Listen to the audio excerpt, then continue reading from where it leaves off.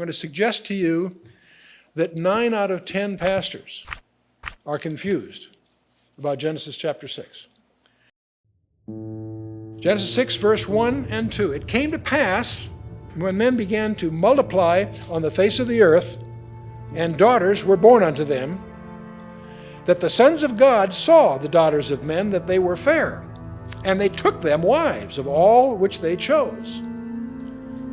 Sons of God, what does that phrase really mean? The sons of God. In the Hebrew, it's Bnei Elohim. That particular phrase, if you search the entire Old Testament in the Hebrew, it's always used of angels.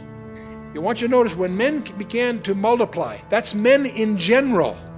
No particular subset, we're just men multiplied on the face of the earth, and they had daughters.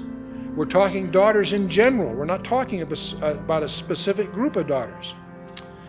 And then verse 4, there were giants in the earth in those days. And notice this, and also after that, it didn't end with the flood.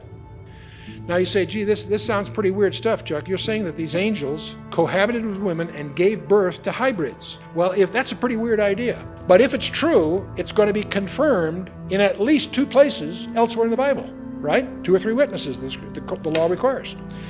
If you turn to Jude, verse 6 and 7, he makes reference in verse 6. He says, and the angels which kept not their first estate, but left their own habitation, he hath reserved in everlasting chains under darkness unto the judgment of that great day. Then he goes on to amplify this for us in verse 7. He says, even as Sodom and Gomorrah and the cities about them, in like manner giving themselves over to fornication and going after strange flesh, are set forth an example, for an example, suffering the vengeance of eternal fire.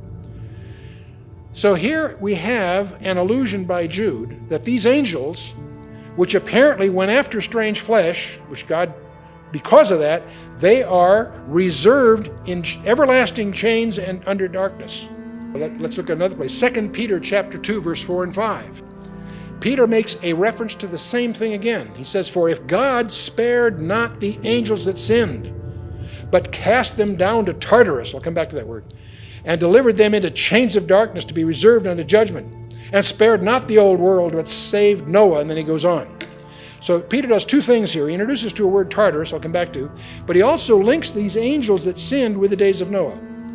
See, God spared not the angels that sinned, but cast them down, delivered them into chains of darkness, reserved unto judgment, and spared not the old world, but saved Noah, and he goes on to talk about Noah and the ark and all that business.